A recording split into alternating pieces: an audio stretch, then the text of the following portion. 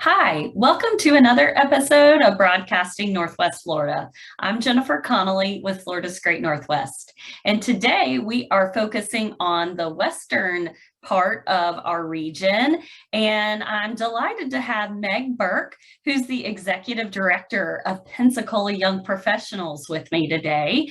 And, quality of life is such an important factor of attracting new people to Northwest Florida or new companies to Northwest Florida. And so we thought it was really important to kind of explain what's going on, especially with the young people in this region. So Meg, we're so excited to have you today. And why don't you kick things off with telling our audience a little bit more about Pensacola Young Professionals?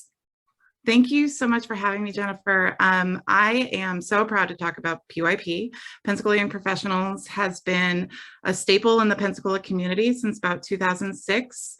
And one fun little fact is that we rallied behind what is now the home of the Blue Wahoos baseball team. We rallied behind getting that stadium built and the Maritime Park area developed. And so that is kind of our claim to fame and where we all began. So we come from a world of advocacy and huge desire to make Pensacola better for everyone.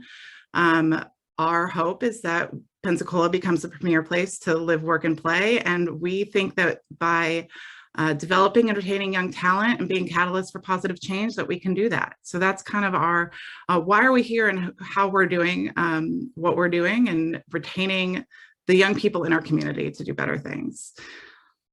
That's awesome. And that's so important because that's a critical factor of people choosing where they want to be. And as we all know, the COVID environment has changed that dynamic a lot.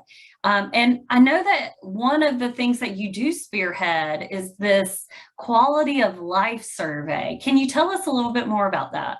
Yes, so the quality of life survey has been going on since about 2008. We do it in partnership with Quentin Ritchie Studer and the CivicCon organization in Pensacola. Now it is an annual perception survey on how our community feels the quality of life is performing in Pensacola and Escambia County. This survey is actually done in a number of other communities now. We just also launched it in Santa Rosa County, but one thing that is very different about this survey as opposed to a lot of other surveys, it is done by Mason-Dixon polling.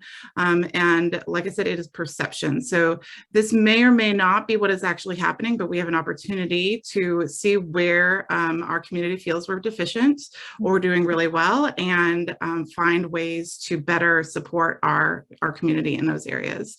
So for instance, some areas that have been hot topics for a number of years, the nightlife in Pensacola used to be pretty abysmal, and we've seen it completely flourish, and the survey shows that.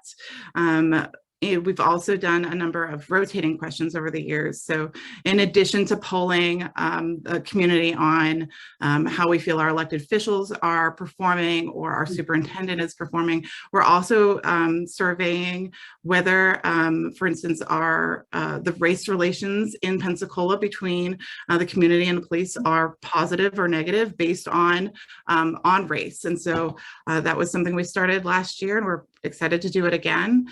We also rotate questions in and out. So in the past, we've surveyed whether people thought that a children's trust would be beneficial to our community. And then last year, PYP was part of the rallying troops to make sure that that happened.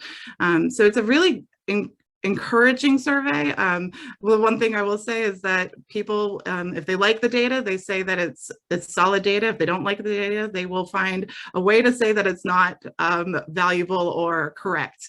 But I will say that it is correct within 5%, and we share all of those results on our website, PensacolaYP.com. So the raw data is there, our presentations are there, and we love sharing a little bit more about what that survey says so that we can find ways to utilize that and create change in our community.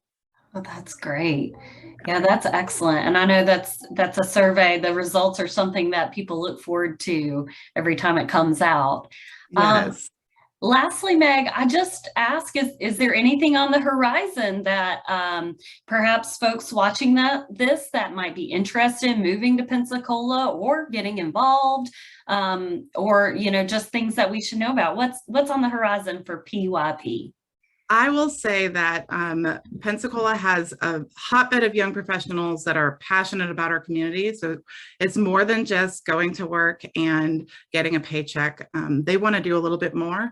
And we've found that young people, when they connect to their community, they are more willing to stay. So what we've started doing, we have regular connect events. So ways for young people to network with each other. We do happy hours and coffee connects every month.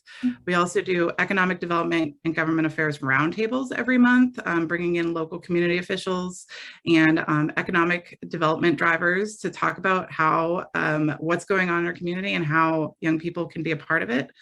We also do professional development. We found that young people want more professional development, even outside of what they're doing in their day jobs.